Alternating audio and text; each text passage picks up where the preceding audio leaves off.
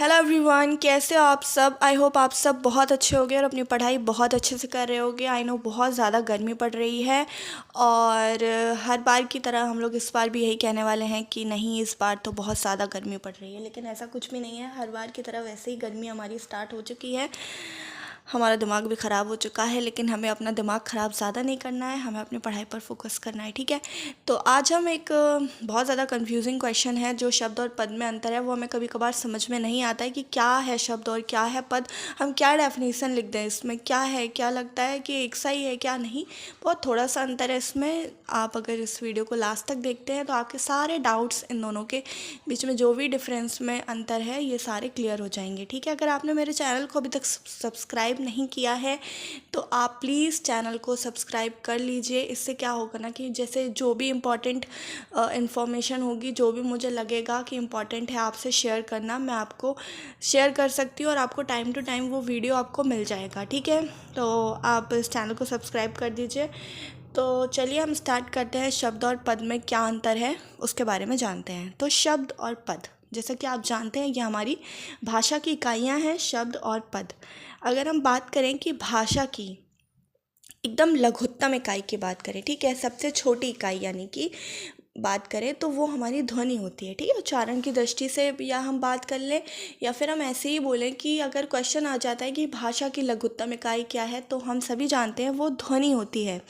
वहीं अगर उच्चारण की दृष्टि से भी पूछा जाए, लगा दिया जाए क्वेश्चन के आगे कि उच्चारण की दृष्टि से, तो उच्चारण हम मतलब ध्वनि को उच्चारित ही तो करते हैं ना, तो वो भी वही हमारी ध्वनि होगी। लेकिन वहीं अगर आपसे भाषा की लघुत्तम इकाई तो पूछा जा रहा है, लेकिन वहीं अगर सार्थक शब्द जुड़ गया, सार्थक यानी कि जैसे कि भाषा की वो इकाई तो लघुत्तम है लेकिन वो अर्थ के साथ है, यानी कि बिना अर्थ की बात नहीं हो रही है। ध्वनि तो हमारी, जैसे कोई भी है ध्वनि, उसका अर्थ नहीं निकल रहा है, जैसे खटपट, ठीक है।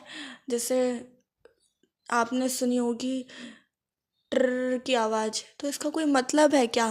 घर की आवाज़, मिक्सी की आवाज़, ये इन सब का कोई मतलब नहीं है, वो सिर्फ ध्वनि है, मतलब भाषा की लघुत्तम ध्वनि है ये। वहीं अगर हम शब्द की बात करें, ये लघुत्तम इकाई तो है लेकिन इसका कोई मतलब निकलेगा। जैसे मैं कहूँ, उद्देश्य की बात कर लेती हूँ। जैसे हमारा चैनल का नाम है अचीव उद्देश्य, जैसे मैं अचीव, एक वर्ड है अचीव, ये तो इंग्लिश वर्ड है, चलो हम उद्देश्य की बात करते हैं। जैसे उद्देश्य है तो ये उद्देश्य, इसका हमारा ये लघुत्तम इकाई तो है हमारी भाषा की, लेकिन उद्देश्य का मतलब है जैसे एम, ठीक है।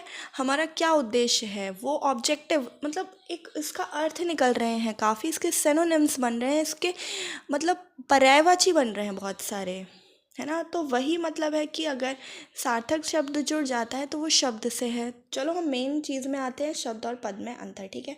तो शब्द और पद में क्या अंतर है, वही अंतर है कि जो शब्द है, अगर वो अकेला एक शब्द हम यूज़ कर रहे हैं, जैसे हमारे एग्ज़ाम्स की बात कर लेते हैं। हमारे एग्ज़ाम्स में लिख कर आ गया कि कमल, ठीक है, कमल लिखा नहीं, जैसे लिखा है, हाँ ये ऐसे बोल सकते हैं हम कि लिखा है कमल एक अच्छा लड़का है, ठीक है, और कमल के नीचे हमारा एक लाइन ड्रॉ कर दिया है, ठीक है, और नीचे लिखा है कि इसमें बताइए कि भाषा की कौन सी इकाई है ये, ठीक है।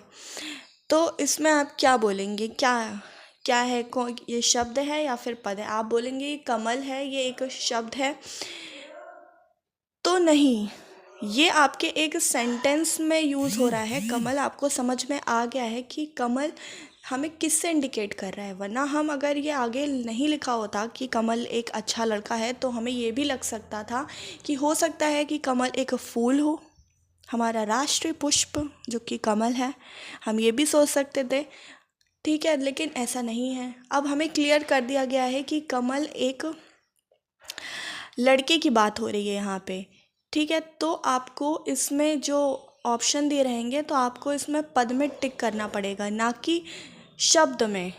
तो आई होप आपको ये अर्थ और मतलब समझ में आया होगा कि अगर एक पर्टिकुलर शब्द आपको बताया जाता है तो वो शब्द है, अगर वही एक सेंटेंस में कोई शब्द यूज़ हो रहा है तो वो आपका पद कहलाएगा, ठीक है। अगर जैसे आपसे बोला जा रहा है कि फूल, ठीक है, तो ये शब्द हुआ। वहीं अगर लिखा जा रहा है कि यह फूल इस फूल में बहुत अच्छी महक आती है इस फूल से, ठीक है। तो वो फूल एक सेंटेंस में यूज़ हो गया तो वो आपका पद कहलाएगा, ठीक है। आई होप आपको ये कन्फ्यूज़न क्लियर हो गई होगी। तो हम मिलते हैं अगले वीडियो में कुछ और अच्छी चीज़ आपके लिए लेकर।